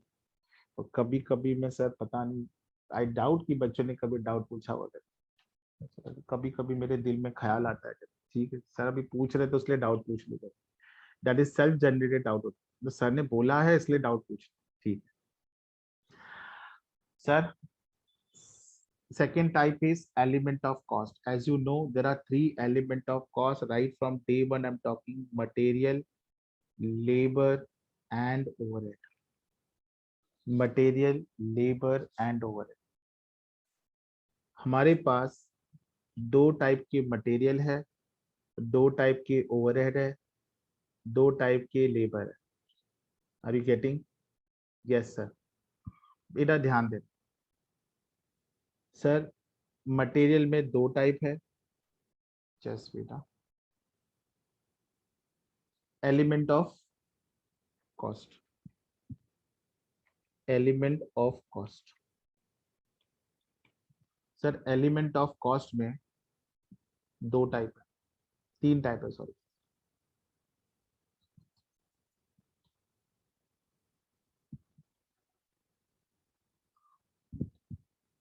Material, labour, over. Material, labour and direct expenses, ठीक। नहीं तो मैं ठीक है ओवरहेड लिख देता हूँ।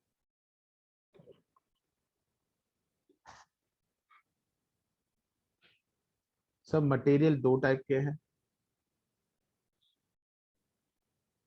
एक है डायरेक्ट, एक है indirect. Direct, indirect. Overhead 2 type के हैं, डायरेक्ट, इनडायरेक्ट। सर जब हम direct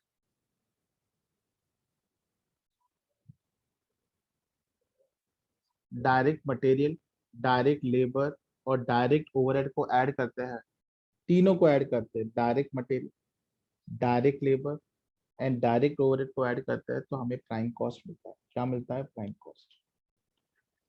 we get prime cost, we get prime cost. But sir हम जब इनडायरेक्ट मटेरियल को ऐड करें, इनडायरेक्ट लेबर को ऐड करेंगे और इनडायरेक्ट ओवरहेड को ऐड करेंगे, चलो एक काम नहीं, रिलेटेड भी ठीक है, तो ये तीनों को ऐड करने के बाद मुझे मिलता है ओवरहेड्स।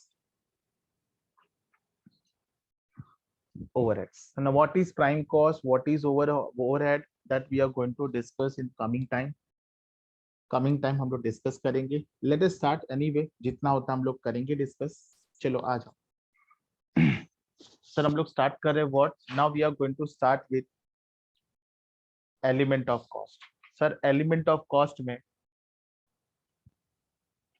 तीन टाइप के कॉस्ट है, एक है मटेरियल, दूसरा है लेबर, तीसरा है ओवरहेड। उस मटेरियल में भी दो टाइप के मटेरियल, प्लीज ध्यान देना।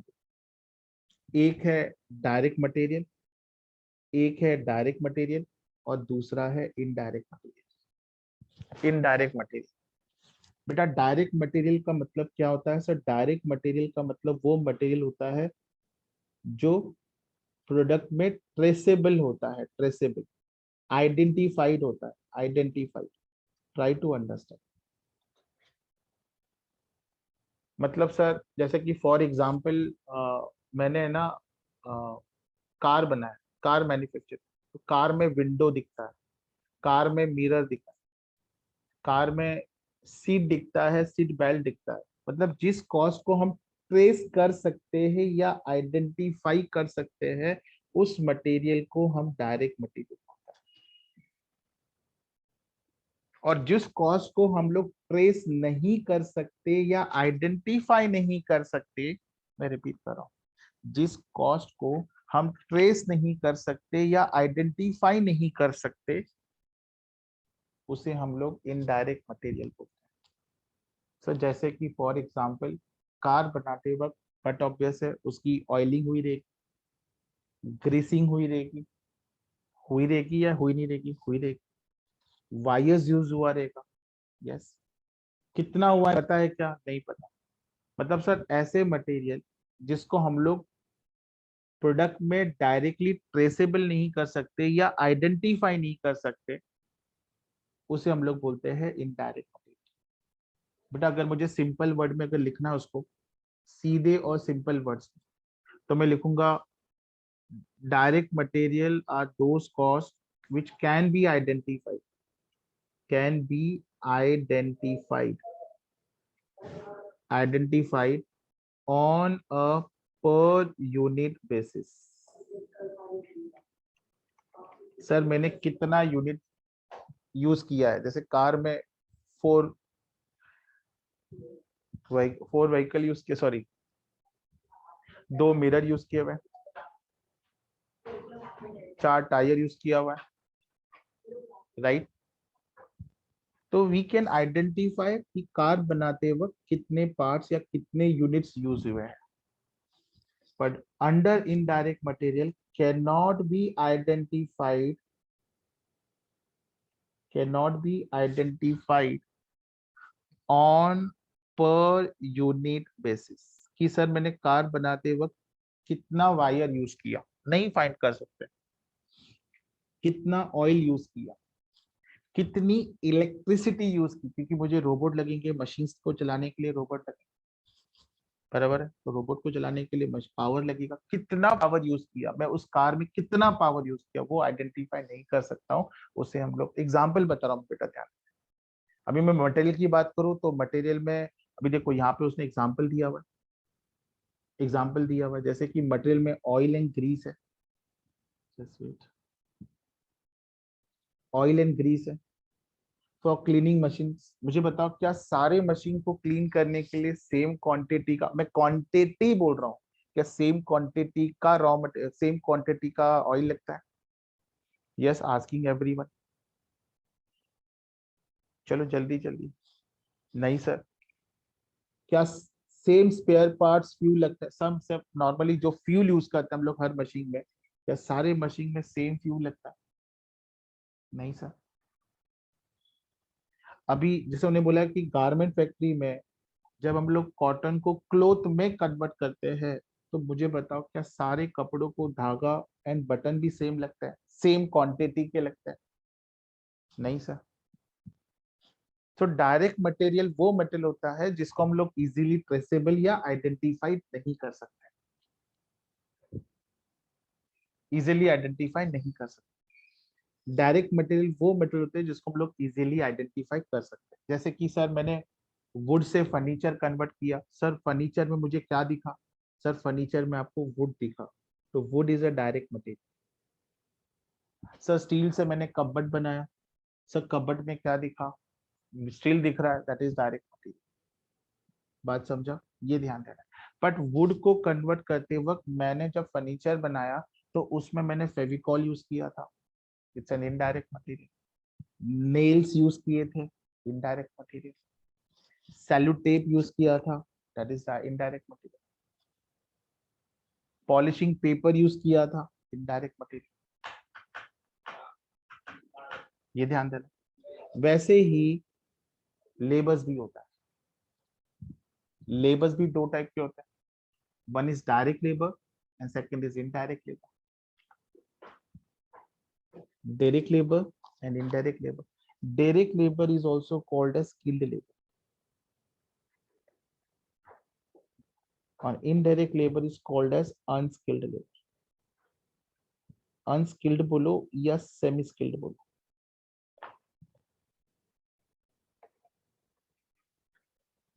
सेमी स्किल्ड बोलो। इसको हम लोग प्रोडक्टिव लेबर भी बोल सकते हैं, प्रोडक्टिव प्रोडक्टिव।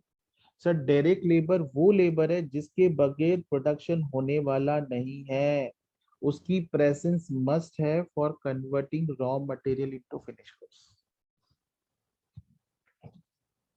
पर सर इनडायरेक्ट लेबर होने से हमारे प्रोडक्शन पे कोई इफेक्ट होने वाला नहीं, वो हो या नहीं हो, प्रोडक्शन तो होगा।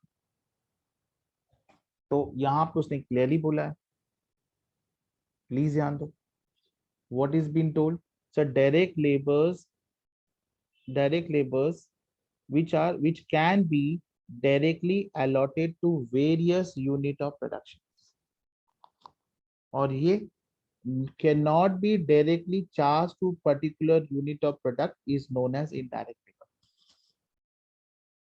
जैसे कि फॉर एग्जाम्पल बहुत अच्छा यूज किया उसने।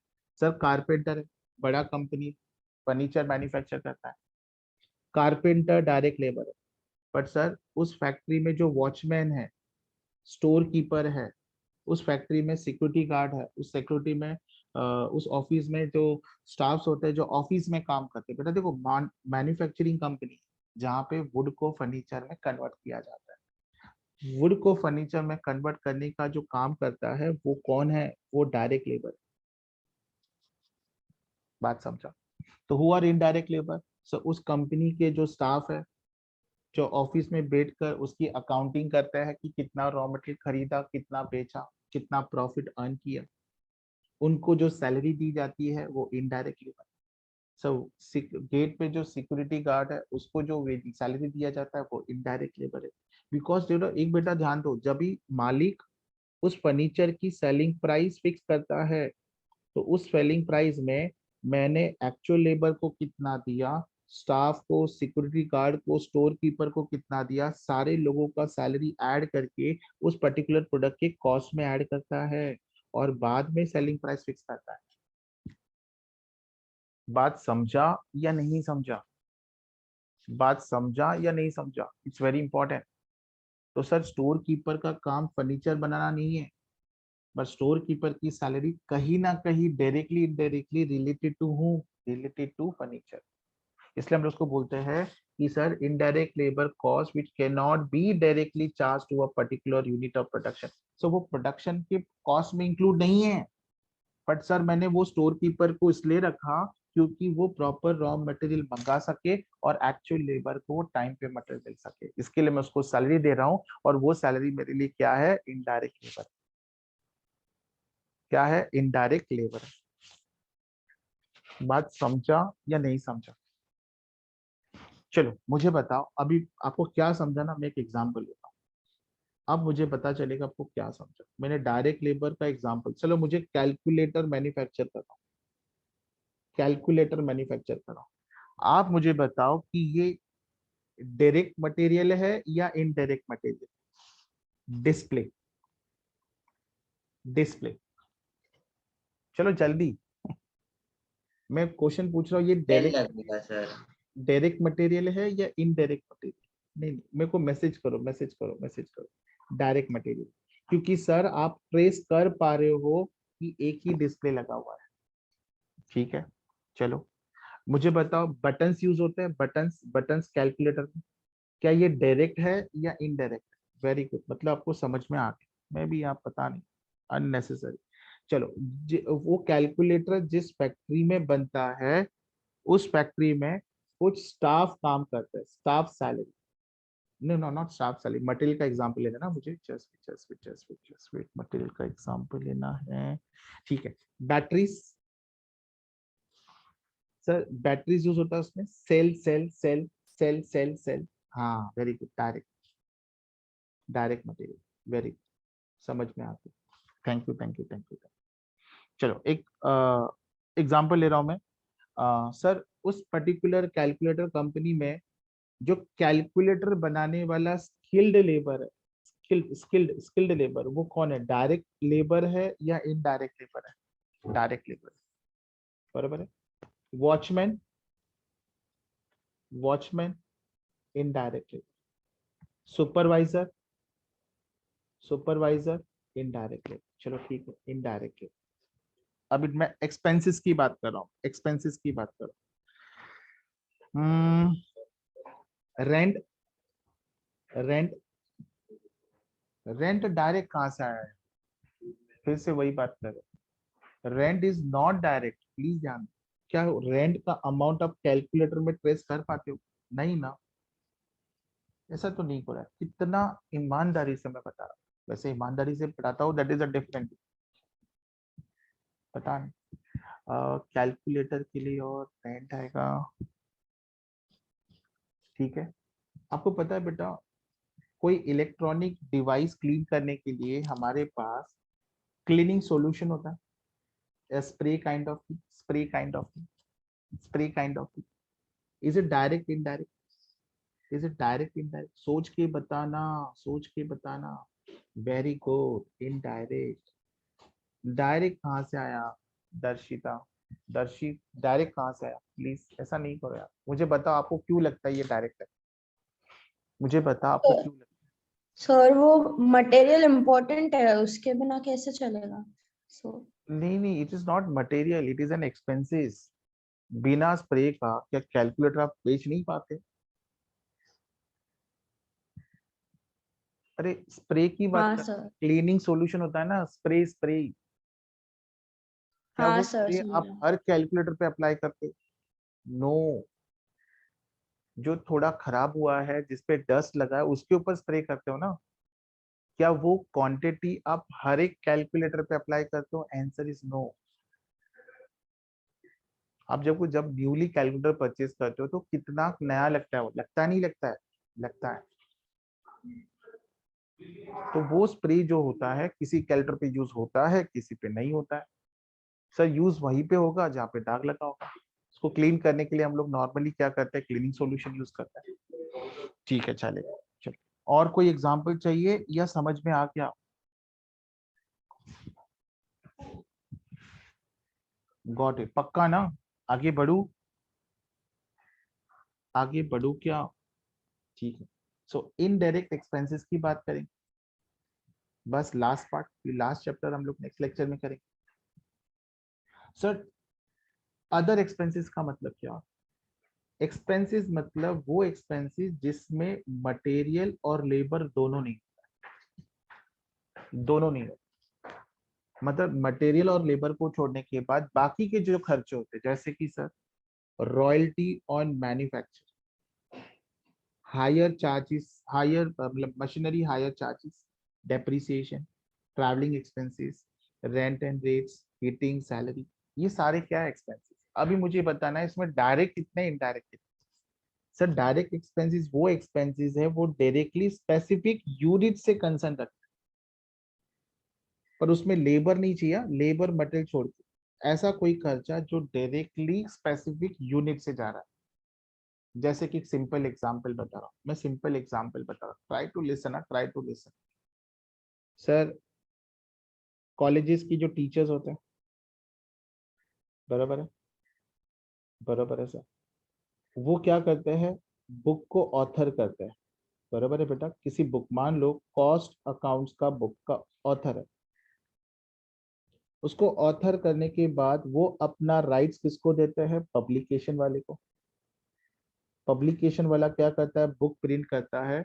इन दोनों के बीच में, पब्लिशर और ऑथर के बीच में कॉन्ट्रैक्ट होता है कि हर बुक के पीछे, ऑन ईच बुक सेल जब होगी तो ऑथर को 20 रुपीज दिया जाएगा as royalty.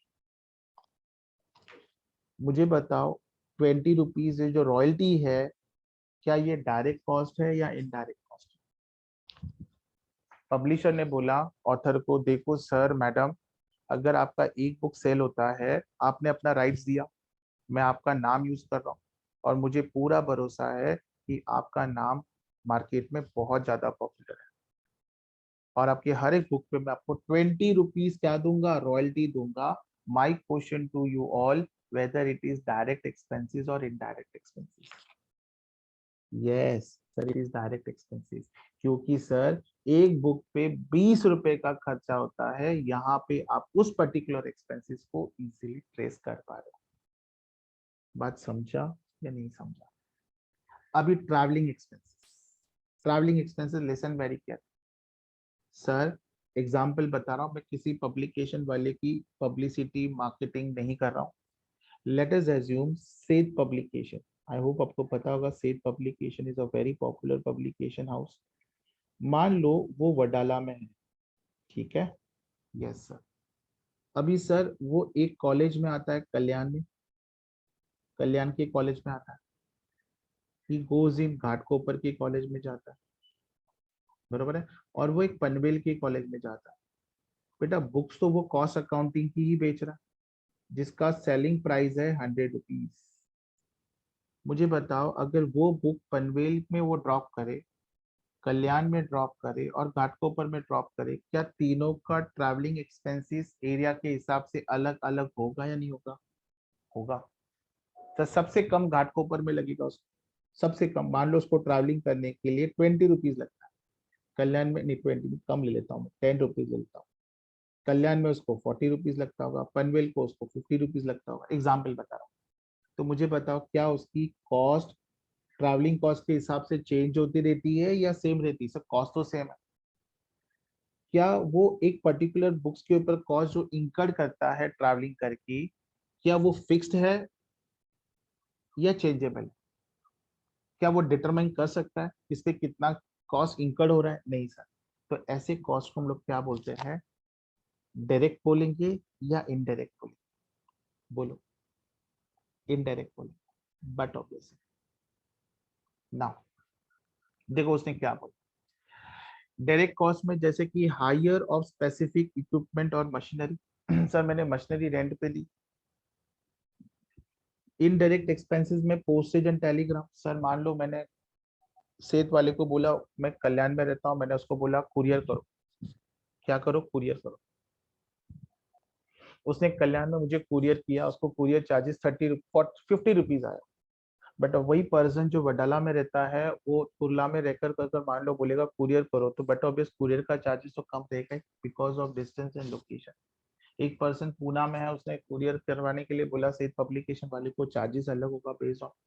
Same with printing and stationery भी अलग होगा। ट्रैवलिंग एक्सपेंसेस है, ऑडिट फीस है, डायरेक्टर फीस है, रेंट एंड रेट सब अलग होगा। तो यहाँ पे ध्यान दें। So there are how many type of elements of cost, direct indirect. So direct generally हमेशा ध्यान दो, भले वो मटेरियल हो, लेबर हो, ओवरहेड हो, वो डायरेक्टली आप आइडेंटिफाई कर सकते हो, डायरेक्टली आप आइडेंटिफाई कर सकते हो, ठीक है। बट इनडायरेक्ट कॉस्ट को आप डायरेक्टली आइडेंटिफाई नहीं कर सकते। Very very very important.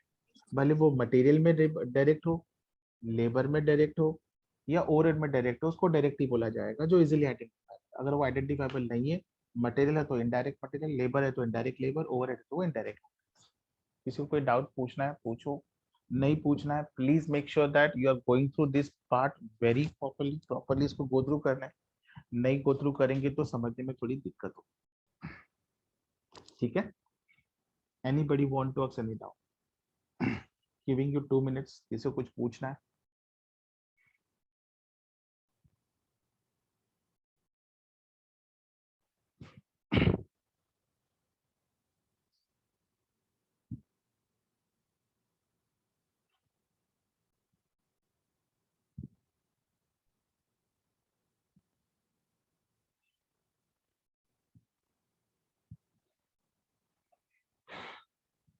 No doubt.